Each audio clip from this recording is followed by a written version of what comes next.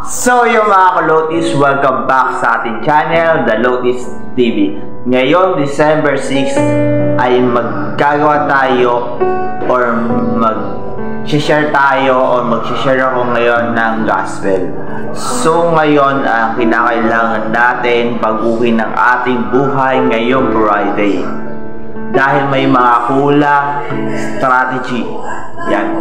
Dahil pinag-usapan natin kahapon yung nakasalalay ang ating buhay o nakasalalay ang ating tagumpay sa Panginoon. So kinakailangan natin pagtagumpayan upang hindi tayo mahina o manghina sa lahat ng pagsubok. So, ang topic natin today is ano ang sanhi ng ating kahinaan? Ano nga ba ang mga sanhi ng ating kahinaan? This is number 1. Baka tayo ay mapahamak. So, kinakailangan talaga natin huwag tayong magtitiwala sa mga tao na hindi naman umaattend ng life group, hindi umaattend ng cell group or simbahan. Kinakailangan sila yung i-invite natin sa tatlong ito. Natatakot tayo kasi ayaw natin mapahamak ang sarili natin. Kinakailangan mag-grow tayo sa spiritual life natin. Sabi sa Psalm 23 verse 4, kahit na ako'y maglalakad sa madilim na lumbak, wala akong takot sapagkat ikaw ay kasama ko. Sabi pa sa Psalms 28 verse 7, ang Panginoon ay aking lakas. So, kinakailangan natin sumama sa hindi makamundong tao. Piliin natin yung ma-attend ng life group, ma-attend ng cell group, simbahan. Kinakailangan natin mag-invite para sila yung maisama naman natin sa binanggit ko kanina na kailangan i-attend umatin ng Sunday celebration. Kinakailangan natin ito panghawakan sa lahat ng mga pangako ng Diyos. So number 2, may nakasanayan na hindi karapat-dapat sa Panginoon. Yan niya. Kinakailangan natin sanayin yung karapat-dapat sa Panginoon upang hindi tayo manghina sa kahinaan natin. Kinakailangan natin unahin ng Diyos sa lahat ng pangangailangan natin. Dapat kasama siya sa lahat ng pangako o gawain natin.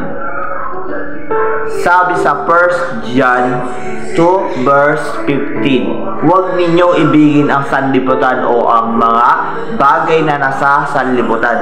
Ang umibig sa sanlibutan ay hindi umiibig sa Ama. Yan, kinakailangan natin na ibigin ang Diyos at huwag ninyong ibigin ang sanlibutan. Dahil lahat ng ito ay gawa o likha ng Diyos, kaya huwag natin ibigin ang sanlibutan, kundi ibigin natin ang Diyos ng higit sa lahat para masanay natin ang gawain ng Panginoon. Yan. So number 3, ano nga ba ang sanhi ng ating kahinaan? Dahil wala tayong tiwala sa sarili. Yan. Kinakailangan natin magtiwala sa sarili o magtiwala sa Panginoon para tayo ay maligtas tayo o hindi tayo mapahamak sa sarili nating pagtitiwala. Para yung kinakailangan natin na magtiwala sa Panginoon. Sabi sa Salmo 42:5, Sa Diyos ako ay may tiwala, siyang aking aasahan. Diyos na tagapagligtas, muli ko siyang aawitan. Kaya sinasabi dito sa mga verse na inahayag natin, ay kinakailangan nating magtiwala sa Diyos upang may pag-asa tayong magbago ulit at ililigtas niya ang ating buhay. Kinakailangan na magtiwala tayo sa Kanya upang tayo ay mag-grow sa spiritual life natin. Dahil wala tayong tiwala sa sarili, marami tayong inuuna na hindi karapat-dapat sa Panginoon. Kaya wala tayong tiwala sa sarili. Kinakailangan may tiwala tayo sa sarili at huwag tayong matakot sa pagsubok na gagawin natin. Dahil ang Diyos ang tagapagligtas sa lahat ng pangangailangan mo at paggawa natin sa ating personal life and spiritual life. Kaya magtiwala tayo sa sarili. Kaya nangihina tayo, wala tayong tiwala. Kinakailangan magtiwala tayo upang tayo ay lumakas. Yan. So, pang-apat.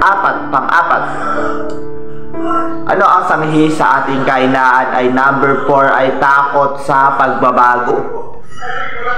Natatakot tayo magbago dahil may nakasanayan na nga tayo na hindi karapat-dapat sa Panginoon. Kaya natatakot tayo, baka tayo ay mapahamak. Kinakailangan huwag tayong matakot upang ang sarili natin ay hindi mapahamak. Huwag tayong matakot sa pagbabago na mula sa Diyos. Kinakailangan natin ng buhay pagbabago. Sabi sa Kawikaan chapter 10 verse 17, ang taong nakikinig sa pagtutuwid sa kanyang pag-uugali ay mapapabuti at hahaba ang buhay, ngunit ang taong hindi nakikinig ay maliligaw ng landas. Yan. Kinakailangan ang taong nakikinig ay kinakailangan i-apply natin sa buhay. Huwag tayong nakikinig na hindi natin na-apply sa ating buhay. Kaya natatakot tayo dahil ang alam natin ay mali ang gagawin natin. Kung tama ba ang gagawin natin na pagbabago. So, tiwala lang tayo sa sarili dahil ang takot ay hindi ka mapapahamak dahil utos ng Diyos na magtiwala ka sa sarili upang ito ay magpapabago ng buhay. Yan. So, number 5. Iulit ko lang po yung tips na ito kasi nakapaloob dito ang kahinaan natin. Dahil dito, inuulit ko dito kasi may kahinaan talaga tayo na hindi natin binabago. Ito, number 5, kulang sa action. Dahil may kulang tayo talaga, may kulang. Dahil nangihina tayo sa spiritual life natin, may kulang talaga, hindi natin na-apply sa ating buhay. Hindi natin na igagamit. Oo, may action ka pero hindi mo ginagawa.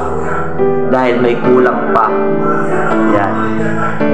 Sabi sa Santiago 1 verse 5, kung ang sinuman sa inyo ay kulang sa karunungan, humingi siya sa Diyos at iyon ay bibigay niya.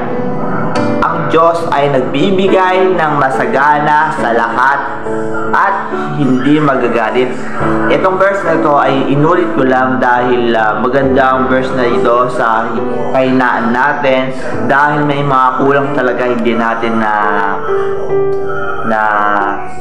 ay papasok sa ating isipan dahil wala tayong naiisip kung ano ang dapat gawin sa pamamagitan ng Diyos. Kinakailangan natin maisip or maipagamit ang naalaman natin sa salita ng Diyos upang tayo ay lumakas. At hindi lang ikaw ang lalakas, kundi ang nasharean mong gospel. Kinakailangan talaga natin ibigay at masagana ang lahat ng ating natutunan upang tayo ay magpalakas ng spiritual life natin. Kaya may mga kulang talaga tayo na hindi natin nagagawa dahil may mga tao talagang iba ang hinihila o inihila ka sa kapahamakan.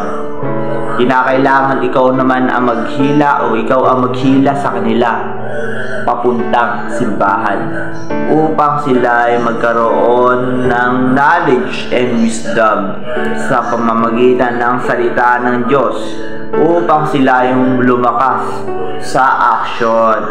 Yan. Kailangan talaga natin na maging malakas.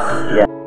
Kaya mga kalotis, maraming salamat sa inyong suporta dahil araw-araw kayo naka-update sa aming video na ito. Sana may matutunan kayo kahit kukunti kasi may mga kulang talaga na topic na hindi ko pa na-sharean dahil alam ko may mga problema tayo.